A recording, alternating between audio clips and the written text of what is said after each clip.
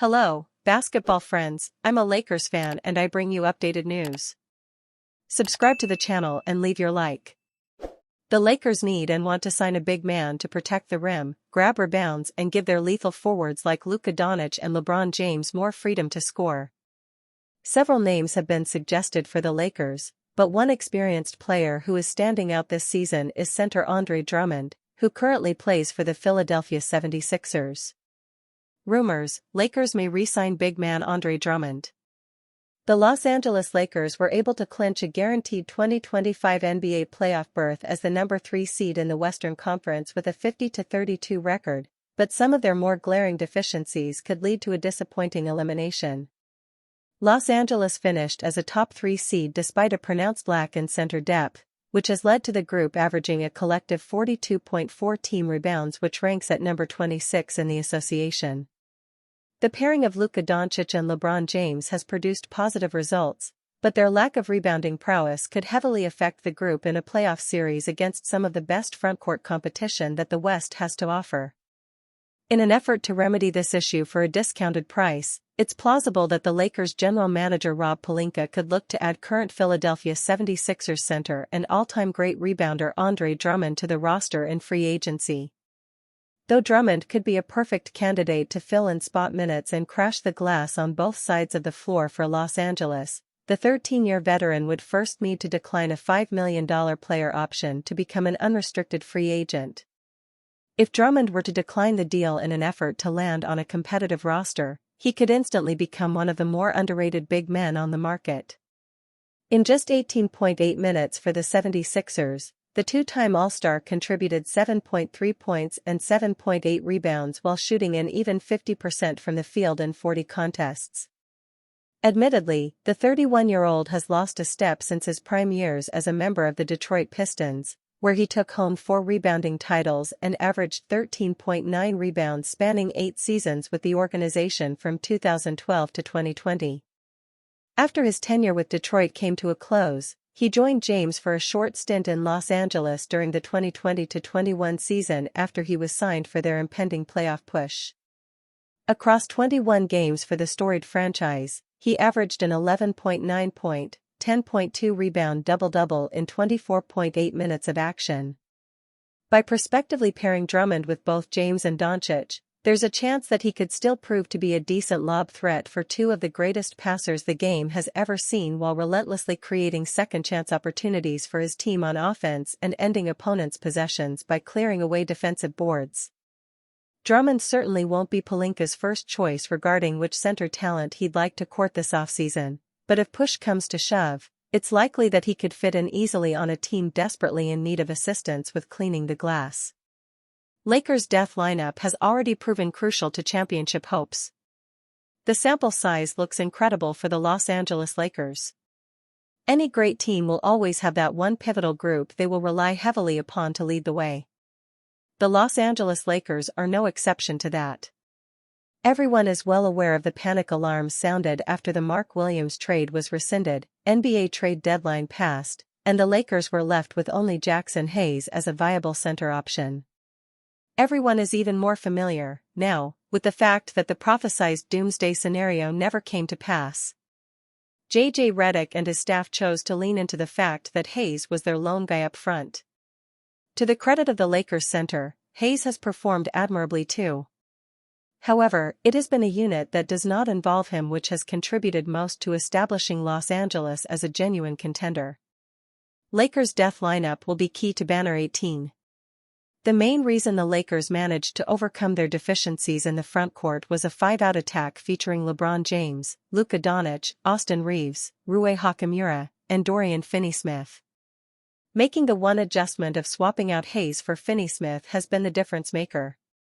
The Lakers' usual starting lineup featuring the athletic lob threat at center has been, just barely, a positive. With an offensive rating of 112.3 and a defensive rating of 111.4, that unit has a net rating of around 1.0, according to NBA.com. There are no slim margins of the sorts when it comes to the group of Doncic, Reeves, DFS, James, Hachimura. The statistics skyrocket with that lineup. During the 2024-25 regular season, those five shared the court for 108 minutes in 13 games played. They were comfortably demolishing teams during that time. Donich Reeves' DFS James Hachimura posted an incredible net rating of 18.6 during the minutes in which their unit was deployed. The offense was humming, with a fantastic rating of 124.9. They were tough to score on too, with a defensive rating of 106.3. For all the concerns of being punished on the interior with that lineup, that group ultimately outscored their opponents in that category. The Lakers surrendered 8.0 points in the paint on average.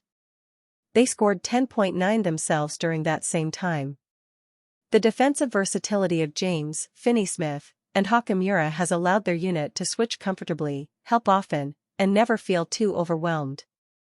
There is no doubt that this should be Redick's go-to lineup in this year's postseason. All signs have indicated that should be a formula for Lakers' success.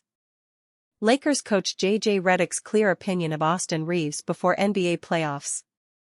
The Los Angeles Lakers are set to begin the 2025 NBA playoffs on Saturday. They will remain at home at Crypto.com Arena for Games 1 and 2 of the first round, facing off against the Minnesota Timberwolves. During the regular season, the Lakers and Timberwolves were separated by just one game in the standings. Los Angeles finished 50-32, while Minnesota ended at 49-33. These two teams have not met since February 27, when the Lakers won 111-102. In their 4 meetings this season, each team won both of its home games. It has been an eventful first season for head coach J.J. Redick in Los Angeles. One of Redick's most impressive accomplishments has been getting the best out of 26-year-old guard Austin Reeves. Reeves posted a career-high 20.2 points per game this season and appears to have emerged as one of the team's leaders. Lojo Media on X covers the Lakers, and got this from Coach Redick on before the playoffs: Austin Reeves is becoming a more vocal leader. He's awesome to coach. J.J. Redick says Austin Reeves is becoming a more vocal leader. He's awesome to coach. Lojo Media, at Lojo Media, April 16, 2025. The former Oklahoma Sooners shooting guard signed a 2-way contract with the Lakers in August of 2021. His rookie season, he scored 7.3 points per game, and has improved upon that each season. Los Angeles Lakers head coach J.J. Redick talks with Los Angeles Lakers guard Luka Doncic, 77. Petre Thomasamain Images Austin Reeves has appeared in 21 playoff games, averaging 35 minutes per contest. Last season, he scored 16.8 points per game in 5 postseason appearances for the Lakers. Luka Doncic and LeBron James bring massive edge over Timberwolves beyond just talent. The Los Angeles Lakers have a pivotal advantage for the first round. The NBA playoffs are the perfect stage to show off your team's star power. Right now, no organization in the league has more of it than the Los Angeles Lakers. It is truly difficult to look around the group of teams in this year's postseason and find a duo better than Luka Doncic and LeBron James. It is incredibly fitting that Hollywood's squad is the one whose superstars shine brightest among the competitors invited to the dance. The NBA stands out in relation to the other major American sports leagues as the one where your stars can dictate the outcome of a contest the most. For the Lakers, this should mean success.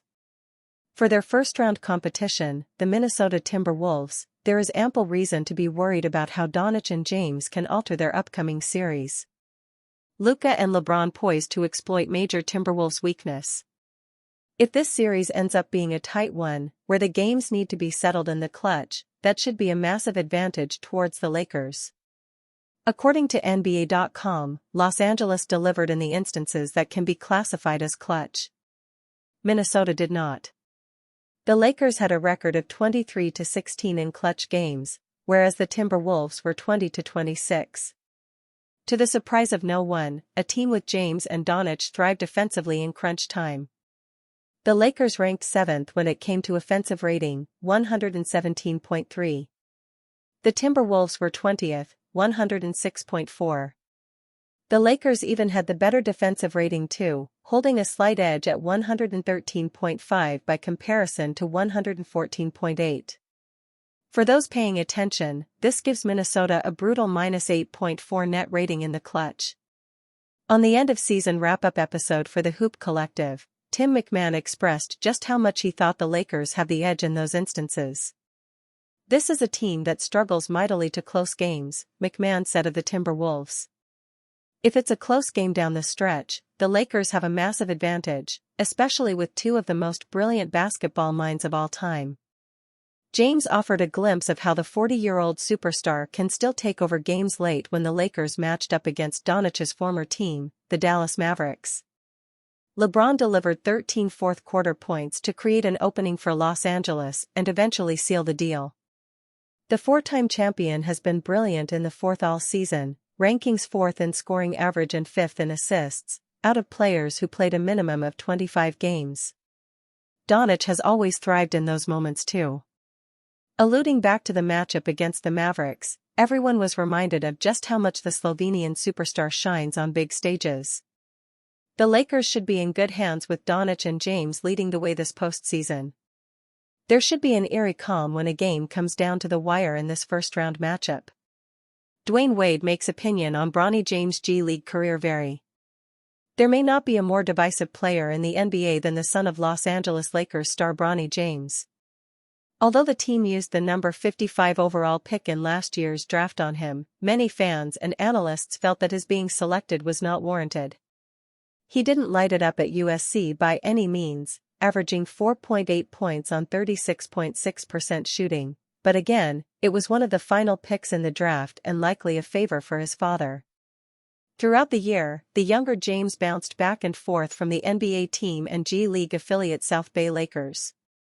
While he had limited success with the NBA squad, he did shine in the G League. Something that Miami Heat legend Dwayne Wade pointed out on his show The Why, when speaking on the opportunity that the G League gives players who don't see regular minutes in the NBA. "Look what Bronny did in the G League this year," Wade said.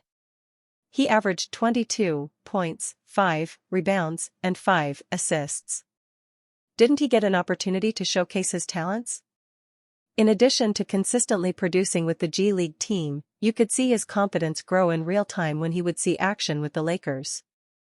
Although his overall stat line of 2.3 points, 0.7 rebounds, and 0.8 assists won't reveal much, the younger James did have an outing where he scored 17 points against the Milwaukee Bucks. He also showed in the regular season finale against the Portland Trail Blazers that even when his shot wasn't falling, he could impact the game in other ways, recording 6 assists and 4 steals. It is unlikely fans will see the younger James in the playoffs, but this rookie season has shown that he can be a serviceable player in the future. It will likely just require some more reps in both the NBA and G League for him to develop into a role player that can be a mainstay on an NBA roster.